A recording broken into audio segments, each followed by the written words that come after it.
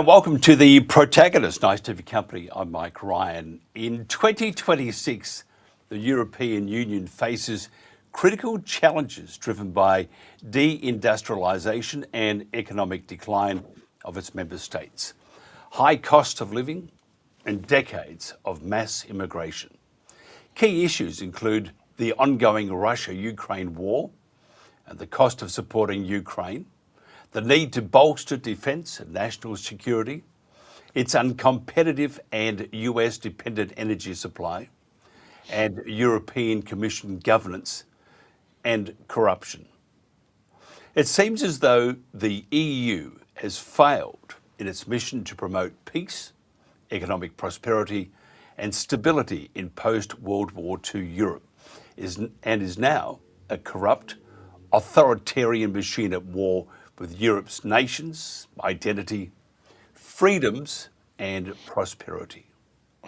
While major reforms are focused on strengthening its geopolitical position, deepening integration and preparing for future EU enlargement, major tensions remain on governance and issues such as replacing all sorts of things with qualified majority voting. Even more worrying and clearly endorsed by many of its members is the preoccupation with censorship, media management and electoral influencing operations, signifying disregard for Western democratic values. Does the EU require a massive overhaul or even disbandment? How will the EU appear and function at the end of the decade? It's terrifying, isn't it? We're going to ask our experts on this, on how these things will work. Our panel today is two very, very good people. Dr. John Laughland, Director of Forum for Democracy International, and Professor Emeritus Richard Sakwa. Thank you for joining me, gentlemen. John, can you just tell me your thoughts on the EU at the moment and where you see it in 10 years? Well, I think you've summed it up pretty well, Mike. Irrelevance, weakness, corruption, failure of strategic thinking, all kinds of structural weaknesses. You mentioned the energy issue, which is obviously crucial, immigration, the list goes on. I think that these problems, which, as you can tell from the list, are very profound and are structural, endemic, they're also very deeply rooted. They've been really a problem for the last 3 decades, I would say, at least.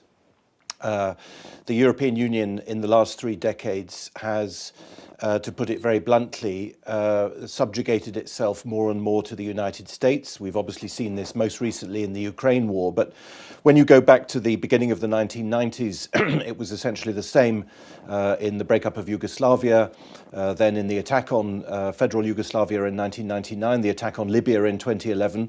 All these big events of the last 3 decades have been the consequence, direct or indirect, of the European Union's fundamental project of integration and its desire to to make itself into a geopolitical powerhouse, in quotes, in reality, of course, just into a vassal organization of the United States. I'm therefore extremely critical, as you can tell, and as people may know, of the European Union. But I would just add one thing, and that is that its weaknesses, which are very severe and, in my view, terminal, they don't only come out of Brussels. These weaknesses, we can observe them at the national level as well.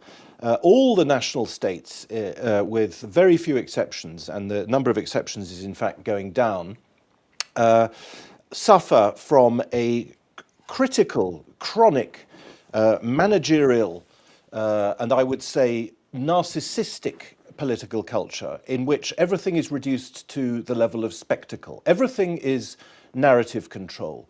Everything is image. And for reasons which I can only partly understand, our political systems systematically generate and bring up to power people who, and I'm sorry to be personal about them, but people who are autistic and narcissistic. I'm thinking of people like Sir Keir Starmer in the United Kingdom, Emmanuel Macron in France. I'm thinking of people like Mark Rutte, who was the Dutch Prime Minister for 16 years and is now the head of NATO. I'm thinking of Ursula von der Leyen, who is notoriously unsociable, and so on and so on. I'm sorry to make these personal remarks, but I am very struck by this extraordinary narcissism, this extraordinary autism, which seems to be structural, both at the European and at the national level, and which is one of the causes of this terrible drift away from reality, away from strategic thinking, away from politics, towards, as I say, nothing but but narrative control. That's all Western European governments do. By the way, in my list, I forgot to mention the biggest example of narcissism is, of course, Donald Trump. But we're not talking about the West in general, but Europe. Yeah, we are. Richard, thank you for joining us. Can you just tell me where you see the EU in 10 years' time? First of all, I'd just say that John has just made a fantastic analysis and list of the failings. Where it's going, we have to, may I just say a couple of seconds on where it's come from. My view, in addition to what John and what you said in your intro, is that the European Union from the beginning has been embedded in a larger political project, and that in part is an explanation for the pathologies which both of you have identified. And this larger political project is, well, I call it the political West. Others call it the collective West. The insiders like to call it the Atlantic community, the transatlantic alliance system. This was established in 1945. And with its ups and downs and massive evolution. But what I think a lot of people have failed to understand is that this political West, this collective West, the West, which of course claimed to have won the Cold War in 1989-91, is this collective West has a huge impact on the political culture and on the states themselves. The European Union is just one manifestation of it. The other one, of course, is NATO, and a whole stack of other whole cultural dimension of the way that it has changed the very nature of European statehood. Never before 1945 have there been these attempts to unite, which is fine, and obviously as long as it's focused on peace and development, which of course the European Union initially claimed it was. But we've seen state and cultural transformation, and this has led to this exhaustion and the inability for innovation and fertility and pluralism within the system itself. It isn't just simply the fact that the United States has dominated the European or Western Europe since 1945, which of course it has, but that we have seen the nature of the elites themselves have been transformed to such a degree. For example, in Germany, there was more pluralism in the system in the earlier years. For example, in Germany, you saw Ostpolitik, you saw German leaders taking a certain responsibility and facing down Washington when it came to energy, building pipelines, establishing a relationship with Russia, and so on. But ultimately, today we've come to a point at which, in Germany, for example, the Westbindung, this binding to the West, the whole identity of Germany has become skewed to an obsessional level. And, well, of course, the shock is that as the United States defects from the alliance system that it itself created, I mean, it's beginning, it's not going, we don't know what's going to happen to the future of NATO and this political West. So, in that context, the European Union is talking about becoming more geopolitical. But as it becomes more geopolitical, it becomes less true to what its founding ideals were. So it's a dilemma. It's a paradox. And it repudiates its own essence. And of course, this leads on to all the pathologies which have just been identified. So what we see, possibly, is the development of the European Union as, if you like, a substitute West, a militant, it's, in other words, it wants to continue this project of 1945, this political West, to of hegemony, of dominance, and the whole pattern of political behavior in new forms. We see this, for example, in the discussions today on a multilateral financial framework, which from 2028 to 2034, that they want more majority voting, that the ability of the member states to stand up to, for example, resist sanctions is going to be limited. In other words, we're going to see a far more intense destruction of pluralism and of identity of the member states and the emergence of the European Union as a sort of a quasi-state defined by its hostility to Russia, defined by militarization, defined by intellectual exhaustion, which is going to lead to enormous amount of tensions. And indeed, is the question of its survival in its present form goes onto the agenda. John, can you tell me if you think that the EU can be resuscitated or returned to its original aims? Or does it want No, to? because as Richard has just explained, the original aims are what it is now. It was originally created as a forward point in this new Atlantic architecture, which was set up after the Second World War. People perhaps don't appreciate the extent to which the Americans supported, they weren't the only people, they weren't the only factor, but their contribution to the creation of the original European institutions and indeed to their specifically supranational character was absolutely decisive. I'm talking about the role of the American government, the American Secretary of State in the late 1940s, early 1950s, when the first European community was created, which, by the way, was, of course, the time when NATO was created. So it was never, there is no golden age to go back to. The whole project was exactly what Richard Sakwa has just described. It was an Atlantic project, an Atlanticist project. That's why, by the way, all the Atlanticist parties are pro-European, and the less Atlanticist parties, there aren't very many of them left anymore, are, let's say, slightly less pro-European. So no, it can't ever go back to this original idea. I mean, yes, they talked about peace, that's true. But when you read the text closely, I'm talking about the original Schuman Declaration back in 1950, which created the first European community, the dedication to peace is in fact a veiled call for rearmament and for political, military and economic unification within the context of the then nascent Cold War. So even the peace ideology, which of course one would support normally, and which has been, by the way, cruelly abandoned in recent years, but even that was in fact a kind of trick, because the real goal was to fight the Cold War. And I suppose this brings me to agree also with Richard's second point. He referred to it glancingly, but I know that it's a big concern of his, as it is of mine, the issue of relations with Russia. We now see that the European Union's, I would say, only foreign policy, because it doesn't have any other significant foreign policies apart from its hostility to Russia. So obsessional has everything become. The only foreign policy is this determination to vilify Russia and to be on bad terms with Russia, and indeed to fight a war against Russia. This is profoundly un-European. Again, I'm not trying to make Europe into some great ideal, but objectively it is un-European. Russia is not only in Europe physically, geographically, it's on the European continent, it's not on the African continent, it's not on the American continent, it's on the European continent, it's the immediate neighbor of the European Union countries. It's not just on the European continent, even European Russia, leaving out Siberia, which is obviously colossal, even European Russia is, I believe, 42% of the European landmass.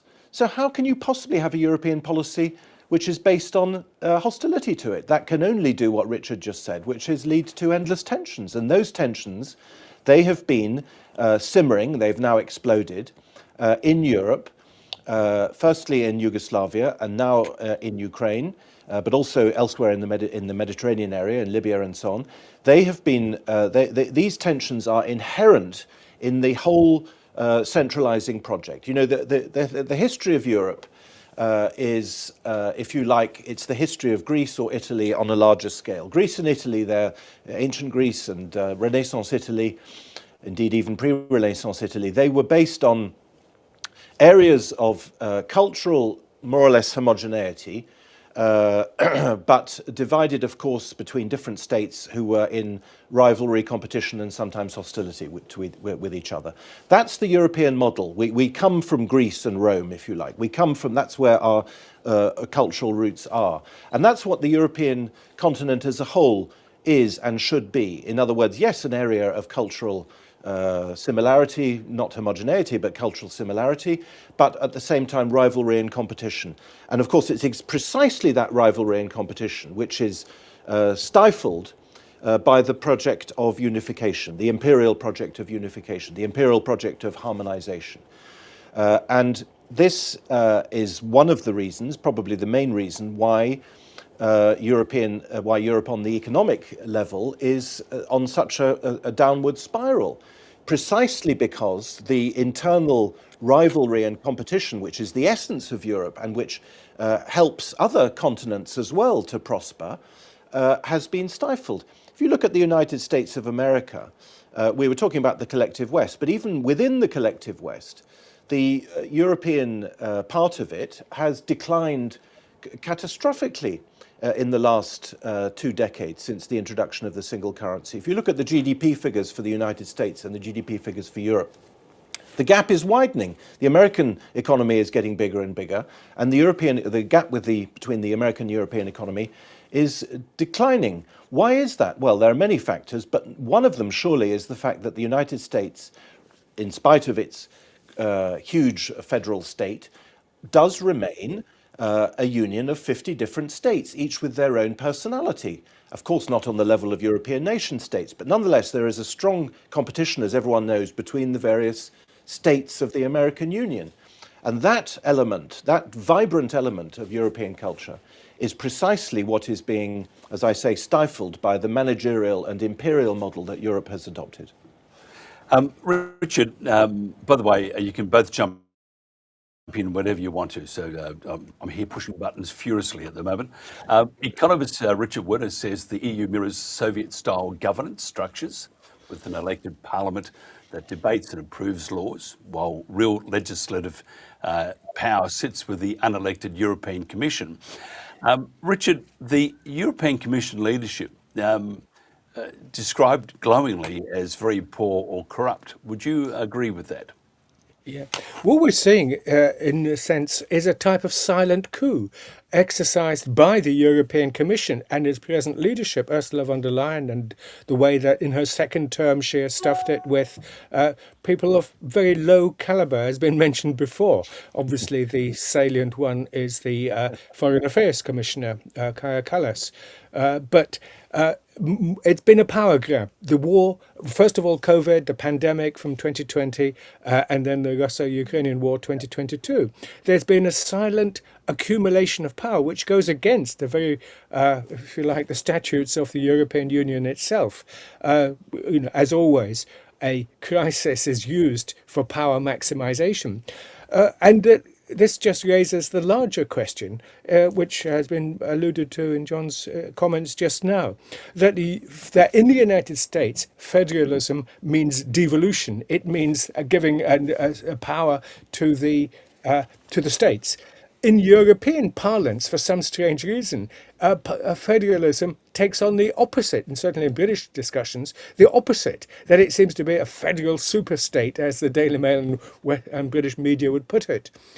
Whereas federalism can be a very powerful tool for allowing a dynamic relationship between the member states in our discussing European Union and the centre. The failure to achieve this balance has allowed now what is going to be a more and more, how can I put it, oppressive power of the European Commission, and indeed even marginalising the European Council, that is the leaders coming together to decide policy. So the way things are going, it's going to, well, just one other point is that it's quite clear that there's going to provoke a backlash. And that is how strong this backlash is going to be. But I mean, as we said, the sovereigntist parties. I know John has been very closely involved in that for many years. If you like, this quasi-Gaullist resistance to go back to that other debate, which was Europe of nation states, of union of patrie. So whether this European Union can become that, I'm not entirely sure.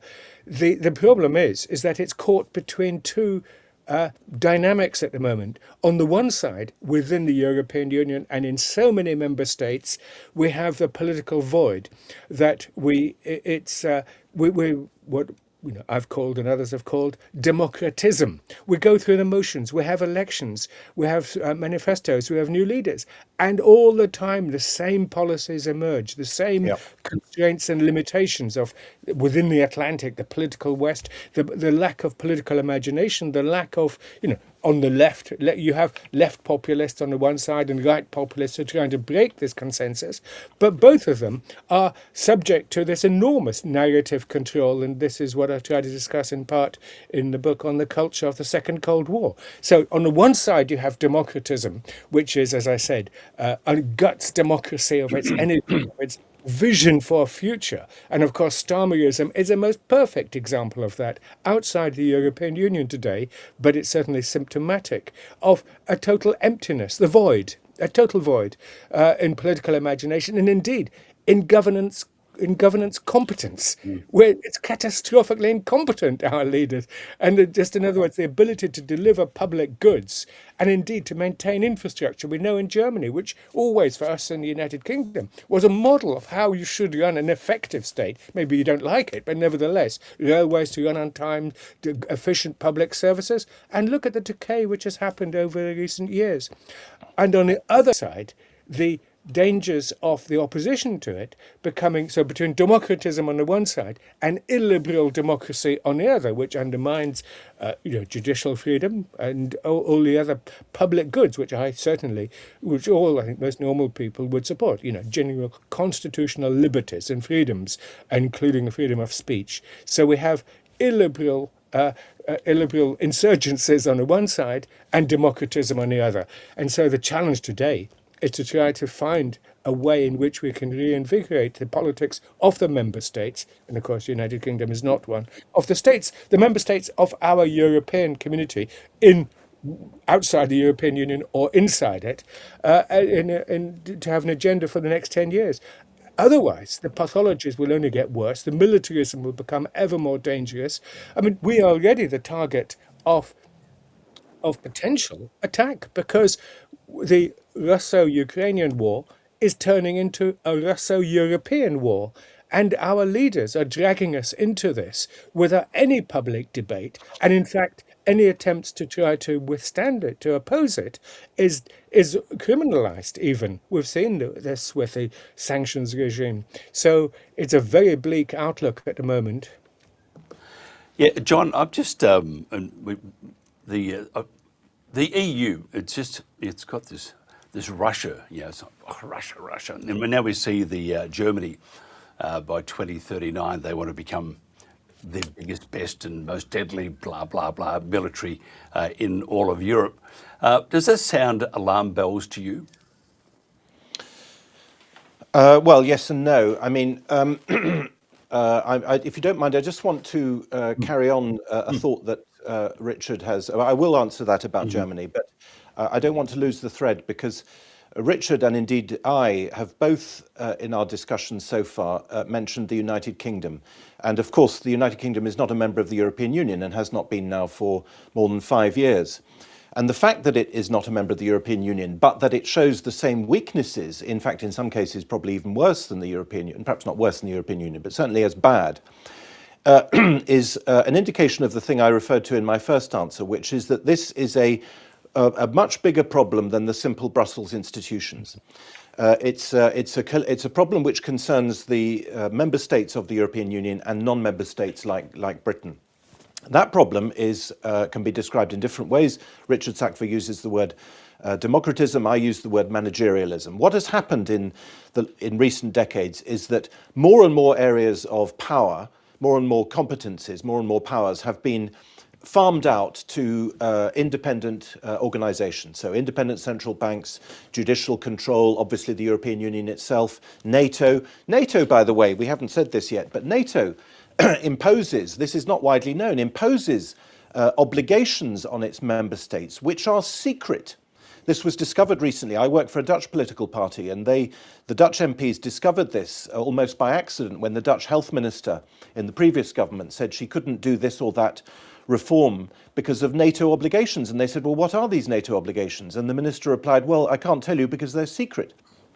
So in the context of globalism, and by globalism I mean political globalism, more and more power has been farmed out to these independent bodies. And that means that when you get into power, if you get elected to a high office, you actually can't do anything.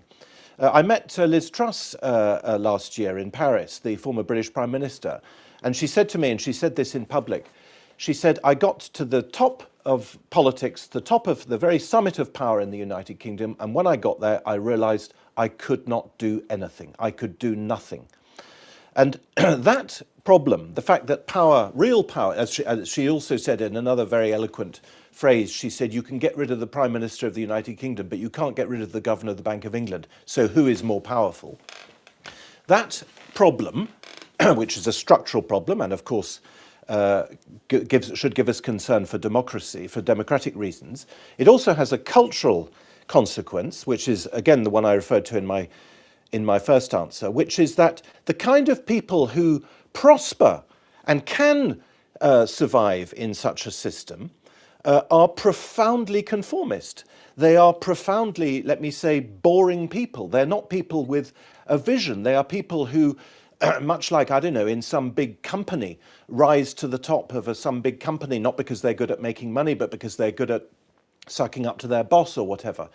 This system of lack of power generates mediocrity. It promotes mediocrity. It cultivates mediocrity. And anybody who is not mediocre and conformist is spat out by the system. And therefore, we are in a downward spiral, which is a structural problem. As I say, of mediocrity. And you mentioned Richard Werner, Mike, in your question, the British-German economist, comparing the European Union to the Soviet Union. Many, many people have made this comparison, including many people who either lived in the Soviet Union, I've had conversations with people in Russia about this, or people who lived in the Warsaw Pact states, who say that it's in some ways exactly like it was in their early adulthood. But perhaps the thing which strikes me most, the similarity, leaving aside all the political science categories, you know, elections, democracy, accountability, all the sort of usual political science stuff, is the fact that the Soviet system, certainly in its later decades, specifically promoted mediocrity. That was exactly its hallmark. Leaving aside all the, as I say, the one-party rule, the totalitarianism, all the categories, it literally caused very mediocre people to rise to the top.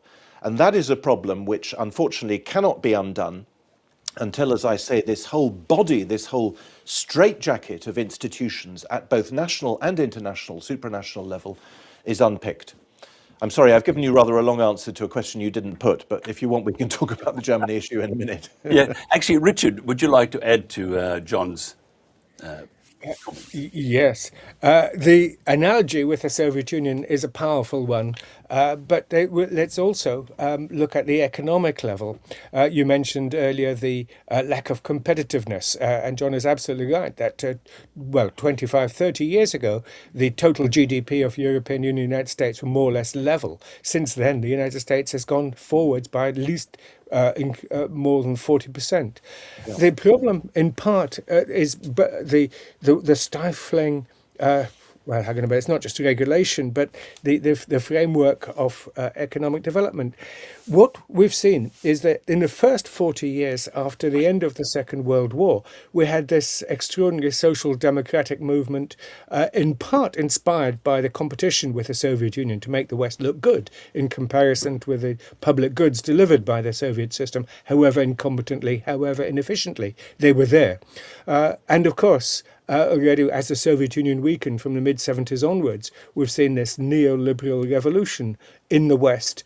And this neoliberal revolution, it's not just a question of mediocrity, which of course is definitely there, but the fact that the model of economic development is, we've talked, financialization, all sorts of other elements. In short, the European countries, community, by that I mean European Union and all the other non-EU states, that we're all suffering from a particular model of economic development, which simply does not deliver the goods for the people.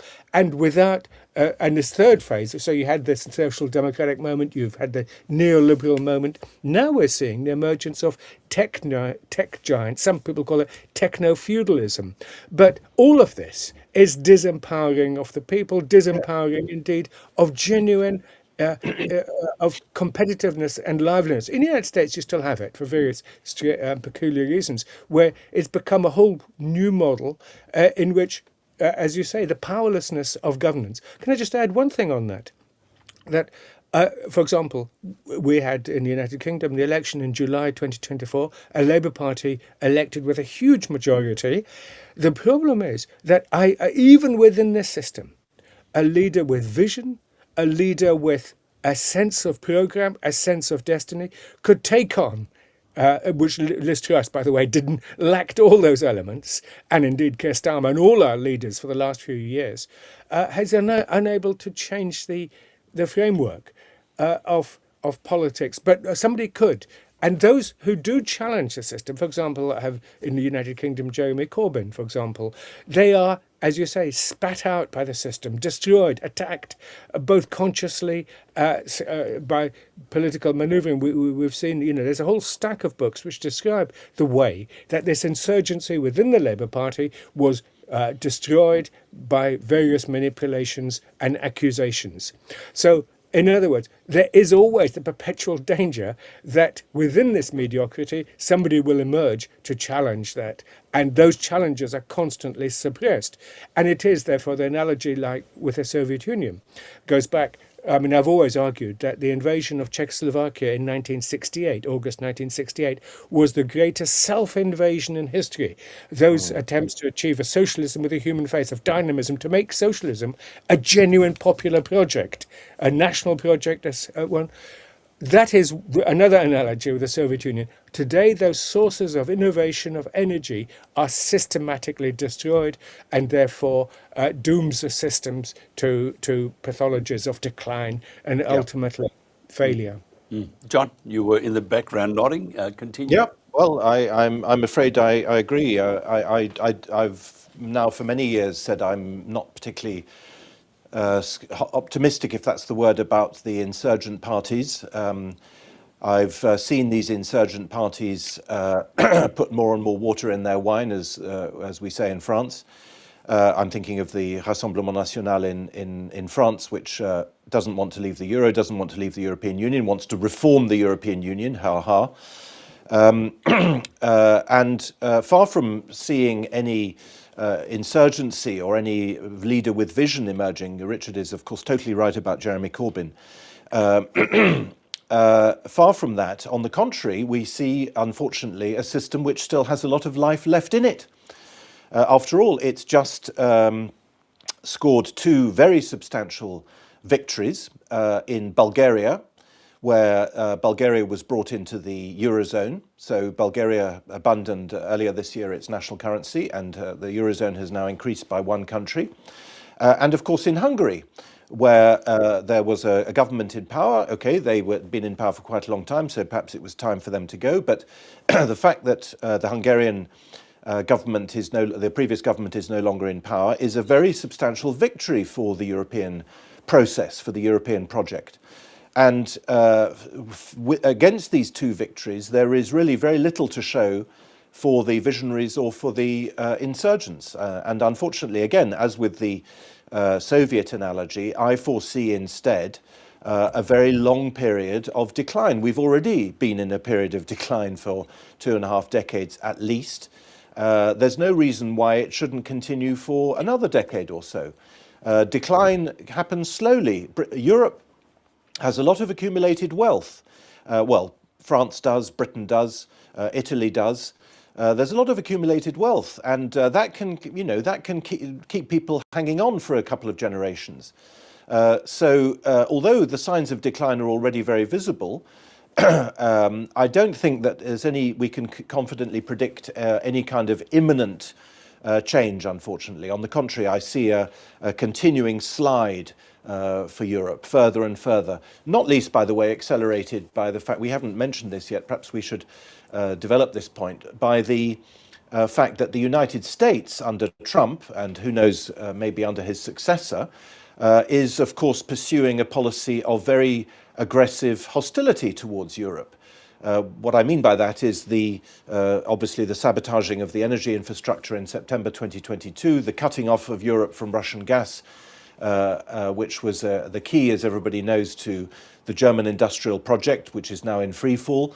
That was an American project, and the Americans instead have forced us to buy their own more expensive energy. So our structural decline is now only going to be accelerated by this specific energy war, which started, by the way, also around the same time as the single currency. This started in the early 2000s with the discovering of fracking and with the emergence of the United States as a very major producer of gas. So I'm afraid I think the outlook is indeed grim. Yeah, thanks for that wonderful news. I'm just thinking though, we're going back to what I was saying before, and I'll just rephrase it. Can you tell me the obsession with Germany and with it has with Russia, and we'll go one step further, the obsession that the EU has with Russia. John, I'll stay with you for this moment. Yeah, well, Germany has broken itself now twice. It broke itself twice in the 20th century on the Russia question, and it looks like it's going to do it again. I never tire of reminding everyone that the First and Second World Wars were Russo-German wars. The role played by the Western states, even Britain and so on, was in a sense peripheral to the central fact about those wars. And here we go again. And that's, by the way, why we see the re-emergence in the Baltic states, in Ukraine and so on, of these rather crazy neo-Nazi movements, because of course that dovetails with the overall geopolitical plan, which indeed is for Europe, which in the German mind is Greater Germany. I don't mean in an imperial sense, but what I'm in the Nazi sense or whatever. But instead, the Germans are convinced, and have been for a long time, that their model, their strictly speaking imperial model, in other words, where you have composite states within a larger unit, which of course is how Germany existed for 1,000 years, they believe that that model is the appropriate model for Europe. And they are, as we know from Ursula von der Leyen, from Chancellor Merz and so on, they are building their policy. They're trying to solidify their internal cohesion with this anti-Russia policy. People ask, is it frightening? Are the Germans going to put on their SS uniforms and start marching down the Champs-Élysées again? No, I don't think so. I think the danger is different. I don't think they will do that, because I think Germany is a very different country. It's a completely different country from what it was, I would say, in the first half of the 20th century. It's all the martial values, all the military virtues, if that's what they were, I would say, have been washed away out of Germany. I can't really see young German men signing up for to go and die on the Eastern Front anymore. That seems to me completely impossible. By the way, when the semi-conscription law was introduced earlier this year, and when it was discovered that you had to report to the German authorities before leaving the country for more than 3 months, even that threw up a counter-reaction, which caused that part of the law to be withdrawn. So no, I don't see that. Instead, what I see is something that I think Richard was referring to earlier when he talked about the financial model, which is that this money that's being created out of thin air, or rather in the form of debt, supposedly for Ukraine, the famous 90 billion, which has recently now been unblocked, is in fact, like everything else in our economy now, a boondoggle, whereby money is washed through. I'm deliberately quoting Julian Assange in this. He said this very brilliantly 10 or 15 years ago, is washed through the political system into the defense industry. So this is simply another way of extracting tax money to artificially to basically give money to the arms, to what few arms manufacturers we have in Europe, and no doubt most of them will be in America. When I say wash through, we know that this is the case because the British Prime Minister only last week, I think, said that he was interested in joining this 90 billion scheme, the European Union scheme, because it would help the British defence industry. So if we join it, then some of this money will go to British arms manufacturers. So we can see that that's what is involved here. The prosecution of the war on Ukraine is, yes, a geopolitical project against Russia. There's no doubt about that. But it is also, as I say, a boondoggle, as of course the American defense industry is, to force taxpayers' money, to force tax money into the military-industrial complex. Richard, can you add to that, please? Your thoughts on Germany wanting to become the force by 2039? It does. It has received fairly negative comment. What's your thoughts? Yeah, a few things. First, the German question is back, but then you could say the German question never went away. At the time of the collapse, at the end of the Cold War and the Berlin Wall, of course, Mrs. Thatcher and others were very dubious about even German unification in case there's great, huge power in the centre. And of course, the French have views on this because they've always considered themselves as the political leaders of the European project. The Germans can take a lead on the economic front. It's certainly back, but let me add and contextualize a little bit more to what's been said earlier, is that I still go back to our whole phase of history, European history since 1945. And this whole Atlantic community, the political West, collective West, has always walked on two legs. The one leg is precisely militarism, and as it very quickly degenerated, almost immediately, with Churchill's musings on Operation Unthinkable, that is, attacking the Soviet Union just as soon as they defeated Nazi Germany. And then by 1947, we were in the Greek Civil War, fully involved. In other words, the West, or the political West, the post-1945 West, has had this one leg, which is militarism with the money and the huge distortions which this has done in the United States, of course, as warned by Eisenhower in his farewell address in very early in 1961, as he left office, warning about the military-industrial complex and the revolving door between military officialdom, executives and governance, and so on and so forth. On the other side, this political West has had a Commonwealth dimension, that is, delivery of public goods and, under the rhetoric of freedom and political liberties. Unfortunately, in recent years, that the public goods side has become more and more, even after the end of the Cold War. And the astonishing thing is, after the end of the Cold War, this whole project of the West, it radicalized. It didn't end. It claimed to be universal. And this takes us to another, I think, a fundamental important point, is that this Atlantic community, this thing of which we're talking about this morning, is only one model of world order. It's a model of world order which claims, certainly after 1989 and the collapse of Soviet communism, it claims to be universal. And it's claiming a universalism against what, in my view, is the genuine universalism of the Charter International System, established also in 1945 with the United Nations at its heart.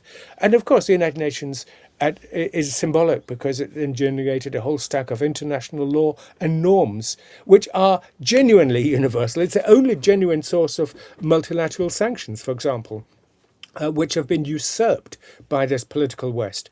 So when we're talking about the future of Europe, we should bear this dimension, that there is something, well, many things outside of it. First of all, unfortunately, the United Nations system, the Charter system, is under unprecedented attack at the moment. The United Nations marginalized for various reasons, but above all, by the attempt almost of the Anglo-Saxon powers, and with France, in the United Nations Security Council.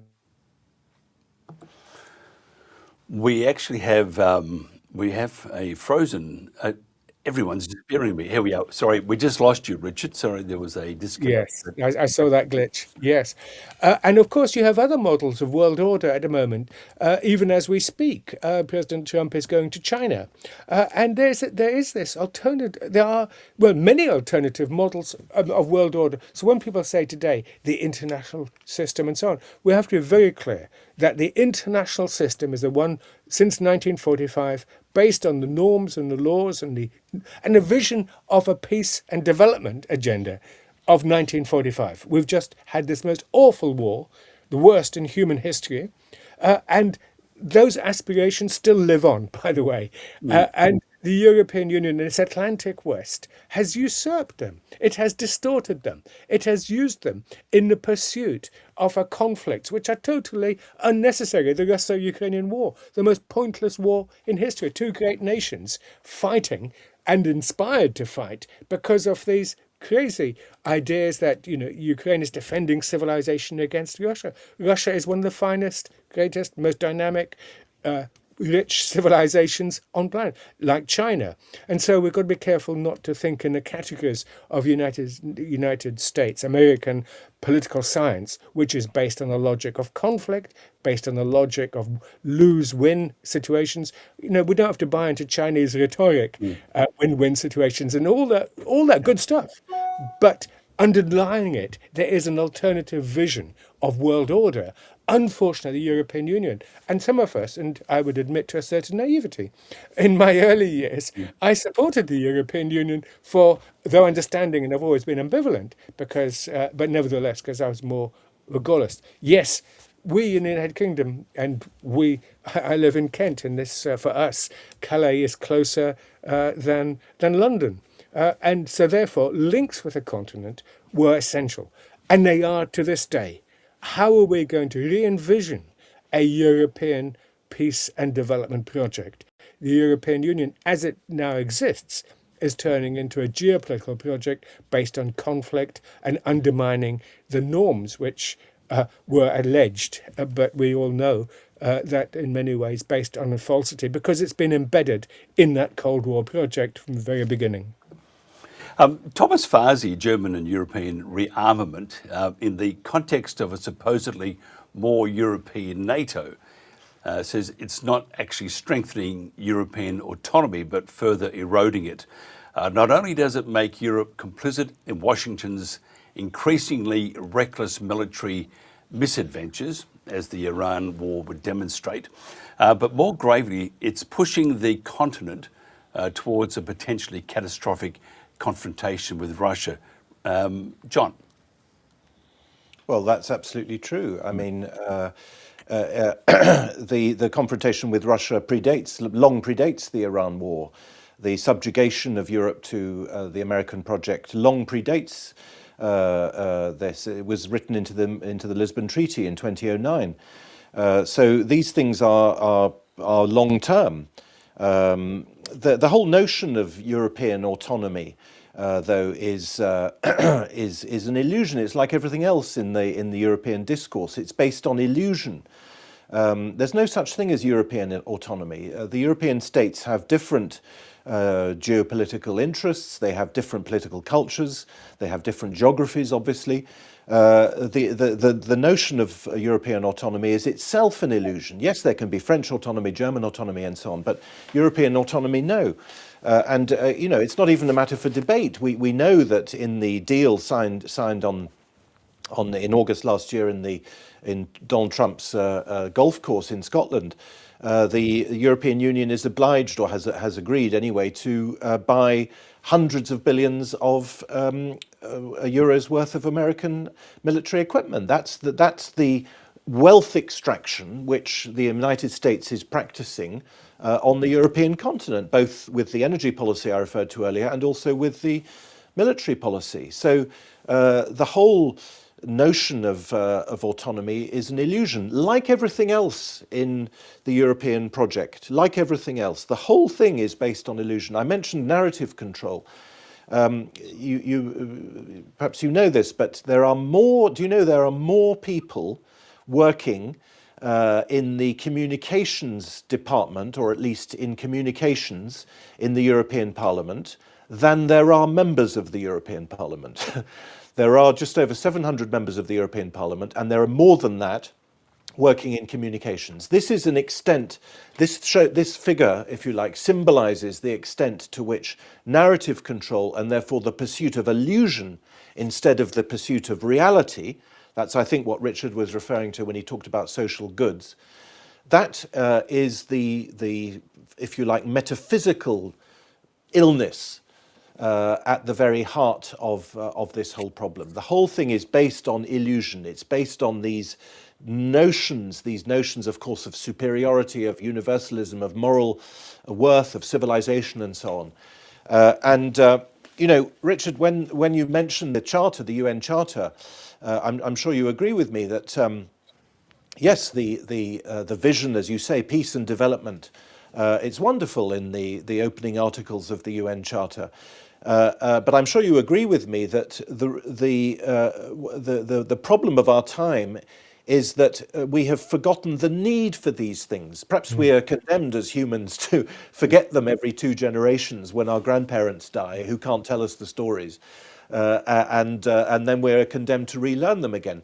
But an international system, by definition, can only work if people want it to work. There is no overarching system of coercion, thank goodness. And so international law can only be born, can only have any vitality when people see an interest in it. So if people start instead thinking that unilateral sanctions are the way forward and coercion and all the rest of it, and that is what will bring them benefits, then unfortunately the system will break down until such time as they relearn the lessons of the past. And once again, I think, unfortunately, we're a long way from that. Richard.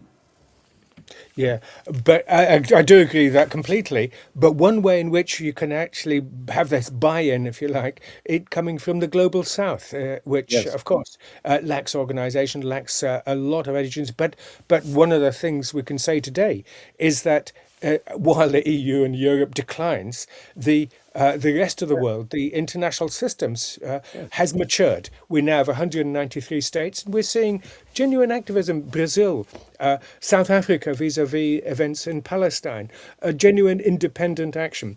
At the same time, we see this Russo-Chinese alignment. It's not an alliance, though many people are saying it should be, given the craziness, this power-based politics emerging out from Washington today, which has more or less dropped the old-fashioned Commonwealth elements, the public goods side of the West, to focus just simply on a militaristic vision of establishing universal and perpetual US hegemony.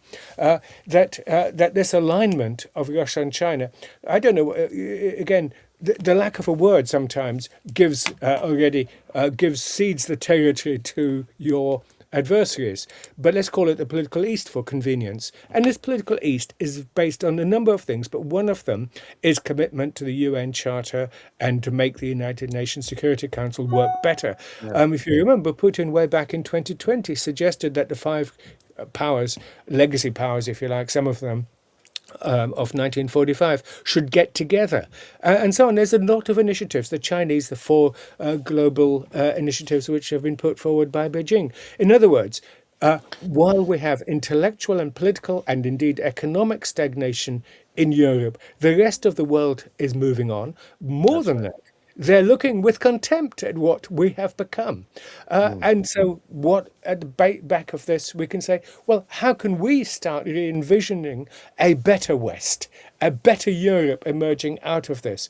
A post-Western Europe even, I mean, defined as this political West, this terrible thing which since 1945 has stymied and stifled and limited us with all of those illusions to which John has alluded. The illusions and the falsities and the deceptions which really now erode and make us rotten intellectually and indeed civilizationally, and where the sources of renewal in this society are constantly suppressed. It's and John is absolutely right. The anti-disinformation industry is huge now, with all sorts of agencies. As soon as anybody challenges this NATO-ite militaristic agenda, for example, Nigel Farage, just before the July 2024 UK election, just gently questioned, is our policy towards Russia a sensible one? And the policy towards NATO.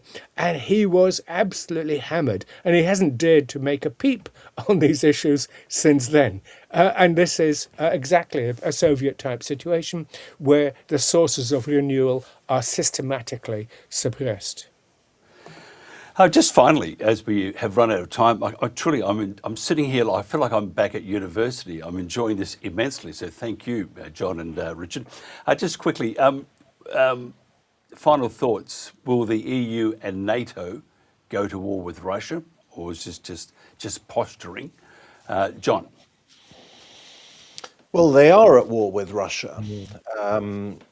They are, because there have been many attacks on Russian territory launched from Ukraine, but with American probably, but certainly Western logistical and possibly satellite guidance. So we are at war.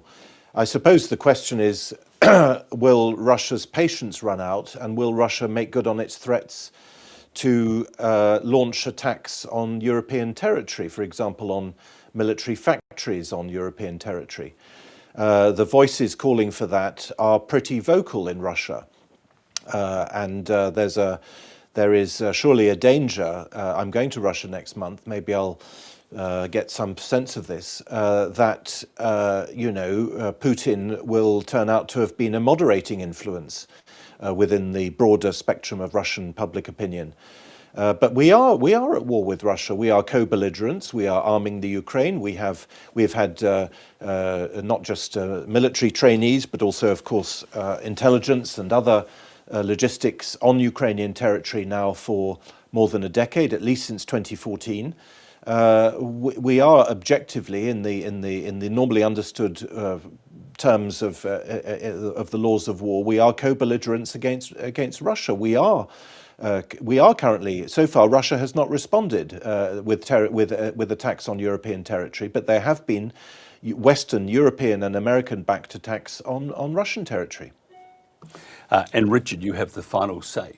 Yeah, well, I agree completely with what John has just said. We are at war, and now the question is how we can stop it. Because on the one side, as John says, that within Russia, the voices arguing that there has to be some sort of warning shot across the bows, hopefully not nuclear, but perhaps hypersonic, one form or another, to bring, as Sergei Karaganov, one of the leaders of the we need to respond now party within Russia, saying if we don't respond now, it's only going to get worse later, or exactly the dilemma of 1914 or whatever. If you don't act, if not now, when, which of course is a catastrophic dangerous. We are on the verge.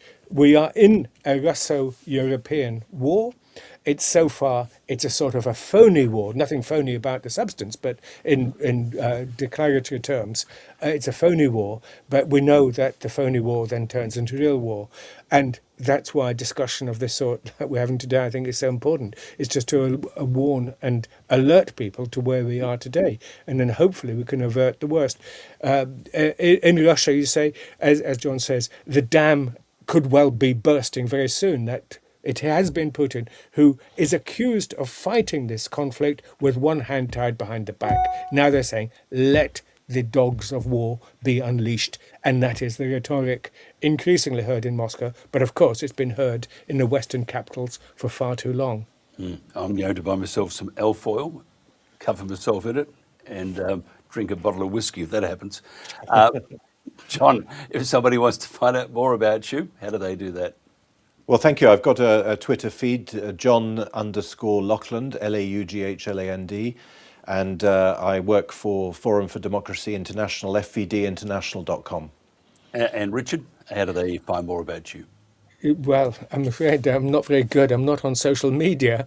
And so the University of Kent website, Department of Politics, I think is the best source. Absolutely fantastic. Gentlemen, I appreciate your time. Thank you so much for your input.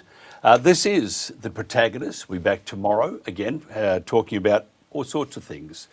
Maybe not the aluminium tin foil, in case there is a war. Just a bottle of scotch and kiss your ass goodbye is probably what is required. So that's it. Tomorrow we'll have more. This is The World Today, and this is The Protagonist.